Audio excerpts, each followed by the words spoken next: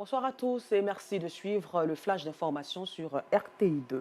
En société, les routes contribuent à l'élan de développement amorcé dans le pays et facilitent le déplacement des marchandises et des personnes. À Gonzagueville, dans la commune de Port-Bouët, une autre voie est en train d'être construite entre le carrefour Terre-Rouge et le rond-point d'Anani pour permettre une fluidité, mais aussi faciliter l'accès au sous-quartier. Des travaux qui causent d'énormes désagréments aux riverains et aux différentes activités génératrices de revenus. Délocalisation, baisse du gain pécuniaire, mais aussi des accidents de la circulation. Le reportage de Théodore Zouzou, Justin Kouassi et Maïssa Kogueil vous sera proposé dans le 19h30.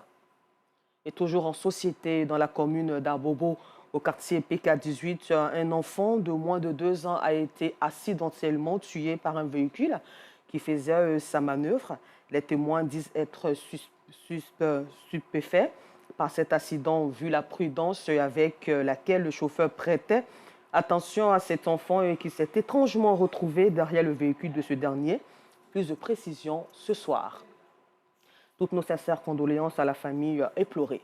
Depuis des siècles, le théâtre sert à raconter des histoires, à transmettre des messages et à rassembler surtout les gens.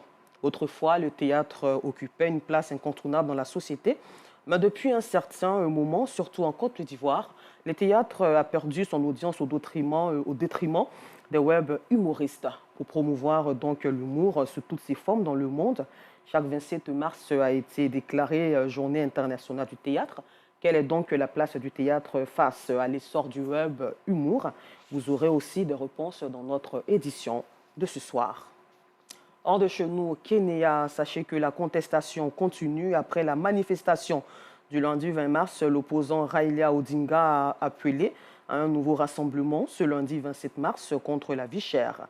Comme le précédent qui s'est soldé par des violents affrontements et la mort d'un manifestant, ce nouveau rassemblement a été déclaré illégal par les autorités, mais les opposants réaffirment leur droit à manifester alors que l'inflation a atteint 9,2% en février.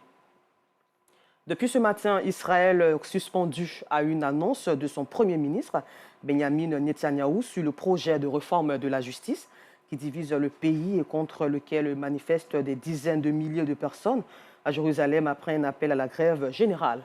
Et c'est une foule monstre estimée à 80 000 manifestants, selon des médias israéliens, qui étaient rassemblés cet après-midi au Parlement, autour du Parlement à Jérusalem pour protester.